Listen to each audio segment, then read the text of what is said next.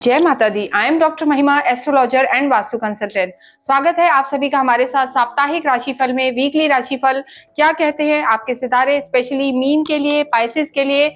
और इस वीडियो में हम बात करेंगे 19 मई से और 25 मई तक कैसा रहेगा आपका समय।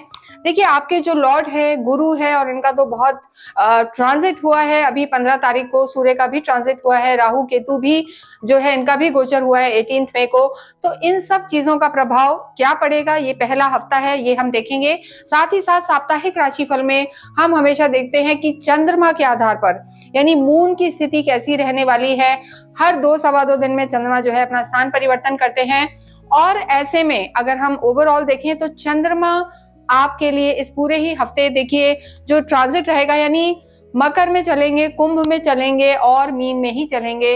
यानी हफ्ते का जो बीच का समय होगा, हम कहेंगे 21, 22, 23 का जो समय रहेगा वो आपके लिए बहुत ज्यादा अच्छा हम नहीं कहेंगे, क्योंकि चंद्रमा उस समय 12वें घर में रहेंगे, त्रिक भाव में आ जाएंगे। चंद्रमा का अपनी राशि से कभी भी जो है 12th हाउस में होना, 8th हाउस में होना या चौथे छठे में होना बहुत ज्यादा अच्छा नहीं माना जाता है। तो एक तो आपको जो कोई भी इंपॉर्टेंट काम हो, चाहे आपका स्वास्थ्य हो या आपकी लव लाइफ हो या आपके करियर से रिलेटेड कोई भी डिसीजन हो, तो ऐसे में आपको थोड़ा सा ध्यान रखना है बीच के दिनों में, यानी 21, 22, 23 को आप थोड़ा सा केयरफुल रहें। क्योंकि देखिए बुध भी 23 के बाद परिवर्तित होंगे और बुध अभी आपके धन भाव में बने हुए हैं, लेकिन बुध भी 23 के बाद आपके पराक्रम में आ जाएंगे और जो चीजें आपकी रहने वाली है उनका पूरा क्या प्रभाव रहेगा यहाँ हम देखेंगे। ये वीडियो हम गोचर के आधार पर बनाते हैं, आप इसे अपनी जन्म राशि से रिलेट करके देख सकते हैं। आपको अगर नहीं पता कि आपकी राशि कौन सी है तो आप अपनी कुंडली खोलें और जहां नंबर 12 लिखा है वहां पर अगर चंद्रमा है, जैसे ये 12 है, यहाँ मून है, तो आपकी राशि मीन है, पाइसेस है। और ये जो हम कहेंगे काल पुरुष की लास्ट राशि है, मोक्ष का स्थान, मोक्ष की राशि, धर्म का स्थान और खर्चों का स्थान, व्यय भाव इसे कहा जाता है।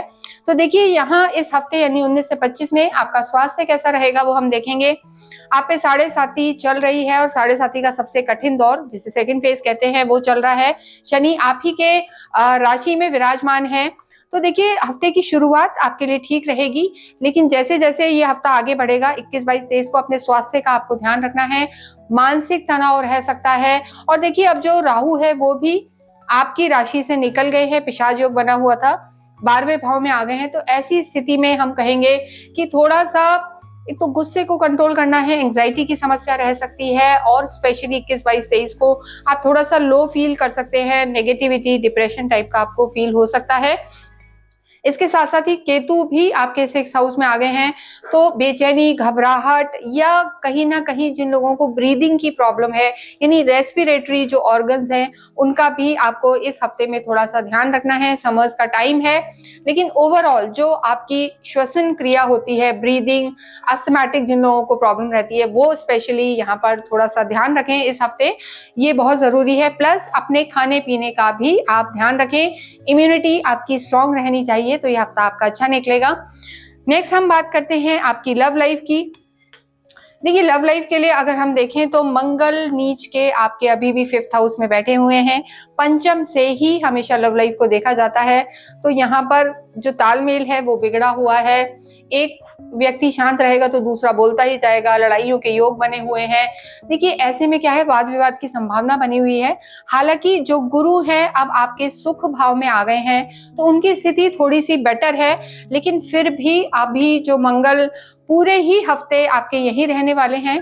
तो ऐसे में जो 21, 22, 23 का समय रहेगा वहां पर थोड़ा सा विवादों से बचें, या फिर उस समय में आप अपने पार्टनर से मिले ही ना, जिससे आर्ग्यूमेंट्स की संभावना कम रहे।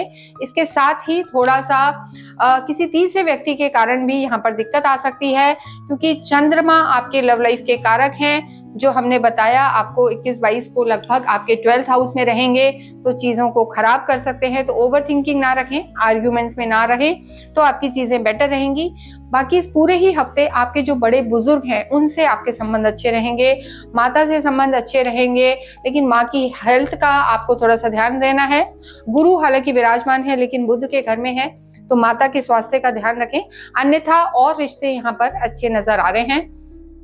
इसके बाद हम देखते हैं आपकी मैरिड लाइफ को। देखिए बहुत लंबे समय तो केतु यहाँ पे विराजमान थे आपके लगभग 17-18 महीने से, लेकिन अब केतु और राहु जो दोनों हैं आपकी लगन और 7th हाउस से हट चुके हैं, रेट्रो चलते हैं यानी वक्रीय चलते हैं। केतु आपके 6th हाउस में आ गए हैं और राहु भी आपके 12th हाउस में आ गए हैं। तो लव लाइफ तो बेहतर होगी जैसा हमने बताया, लेकिन जो मैरिड लाइफ है उसमें भी थोड़ा सा सुधार होगा। हालांकि शनि है, शनि तो अभी चलेंगे आपके इस स्थान पर 2.5 साल, लेकिन इस हफ्ते अगर हम बात करें जो एक डिससेटिस्फेक्शन था आपकी मैरिड लाइफ में, उसमें थोड़ा सा सुधार होगा। घर में आपके अच्छा माहौल रहेगा, आपके सुख भाव में ही गुरु आ गए हैं। साथ साथ जो आपका ओवरऑल एक ऑरा है, डिसीजन मेकिंग है, वो आप दोनों की यानी हस्बैंड वाइफ दोनों की, स्पाउस की दोनों की अच्छी रहेगी। तो ओवरऑल मैरिड लाइफ यहाँ पर सुधरती हुई नजर आ रही है। घर में एक अच्छा माहौल रहेगा, लेकिन जिन लोगों का विवाह नहीं हुआ है उन्हें हम कहेंगे कि थोड़ा सा समय और है। आप क्योंकि अतिचारी गुरु हैं, अक्टूबर तक यहीं रहेंगे, उसके बाद फिर से चेंज होंगे। वहां आपका जो थोड़ा सा लव लाइफ भी है या मैरिड लाइफ वो बेटर और भी होगी, लेकिन उसके साथ साथ विवाह के भी योग बनेंगे। तो इस हफ्ते वैवाहिक जीवन अच्छा है, अच्छा तालमेल रहेगा, लेकिन जिनका विवाह नहीं हुआ है उन्हें थोड़ा सा इंतजार करने की जरूरत है। नेक्स्ट हम देखते हैं आपके कर्म के हिसाब से। देखिए कर्म के तो आपके जो लॉर्ड हैं गुरु, उनकी दृष्टि है आपके 10th हाउस पे, तो कर्म जरूर यहाँ बढ़ेगा। और आपके जो शुक्र है वो भी उच्च के होकर इस समय लगन में ही है, तो कर्म की दृष्टि से मीन राशि का ये समय अच्छा रहने वाला है। जो लोग कहीं बाहर रह के काम करना चाहते हैं, एक्सपोर्ट इंपोर्ट या फॉरेन से रिलेटेड आइदर एनी जॉब लाइजिंग, वो सब कामों में आपको अच्छा रहेगा। क्रिएटिव फील्ड्स भी आपके अच्छे रहेंगे, स्पेशली ज्वेलरी से रिलेटेड अगर किसी का काम है, होटेलियर कोई है, तो उन सब कामों के लिए ये हफ्ता आपका अच्छा रहने वाला है।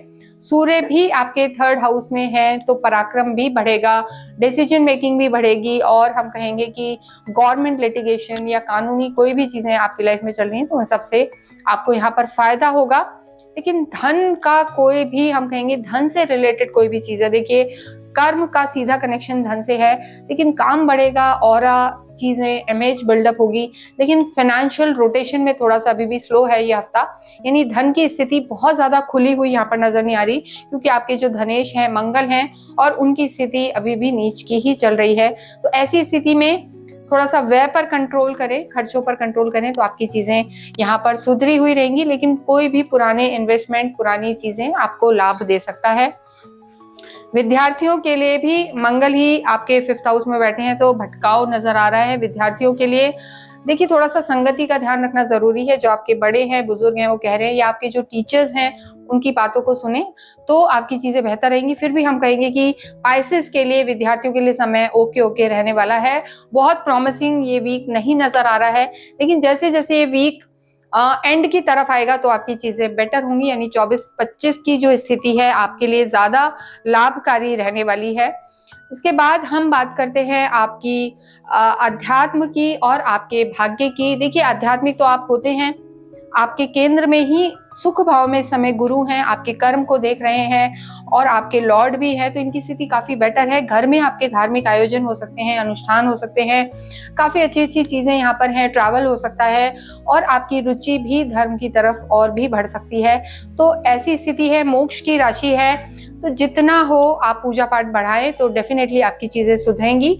भाग्य की अगर हम बात करें तो देखिए एक्चुअली जो मंगल आपकी राशि में चल रहे हैं, शनि आपकी राशि में चल रहे हैं, भाग्येश आपके मंगल हैं, तो वो स्थिति यहाँ पर खराबी है, नीच के हैं और पूरे ही हफ्ते नीच के रहेंगे।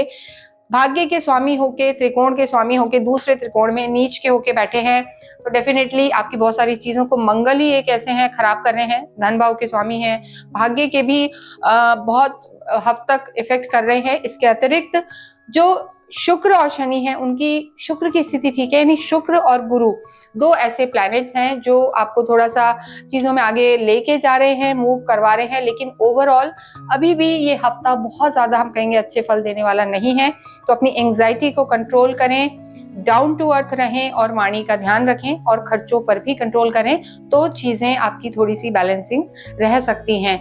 पूरे ही हफ्ते आपको सुदर्शन कवच पढ़ना चाहिए। आपके लॉर्ड हैं विष्णु भगवान, विष्णु सहस्त्र नाम करें, ये भी आपके लिए अच्छा होगा। साथ ही साथ ओम शम शनिश्चराय नमः करें, पीपल के पेड़ की पूजा करें, ये आपके लिए अति आवश्यक है। हनुमान चालीसा और बजरंग बाण आपको करना ही है। जिन लोगों की कुंडली में शनि बहुत खराब है, 7.5 भी चल रही है, वो लोग शनि के दान कर सकते हैं। कोई भी फुटवेयर ब्लैक कलर की आप थोड़े दिन पहने, नई लेके आए, उन्हें पहने और फिर किसी असहाय व्यक्ति को आप दान करें या मंदिर में छोड़ के आ जाएं शनिवार के दिन। इससे आपको काफ़ी राहत आएगी। या अम्ब्रेला का या ब्लैंकेट्स का आप दान कर सकते हैं, इससे भी आपको काफ़ी राहत मिलेगी। किसी भी इम्पोर्टेंट काम के लिए आप जा रहे हैं या किसी बच्चे का कोई एग्ज़ाम है, तो आप ज़रूर से कुछ भी पीली मिठाई खा के जाएं या पीला फल का प्रसाद आप लेके जाएं। इसके अतिरिक्त हफ्ते में ज़रूर से एक दिन, चाहे गुरुवार के दिन ही, आप बेसन का या हम कहेंगे किसी भी पीली दाल का जो है दान करें। इससे आपको काफ़ी लाभ होगा। इसके अतिरिक्त अगर आपकी कोई क्वेरी है तो आप हमसे संपर्क कर सकते हैं। जाते जाते अवश्य ही कमेंट बॉक्स में ओम नमो भगवते वासुदेवाय लिखें। Thank you.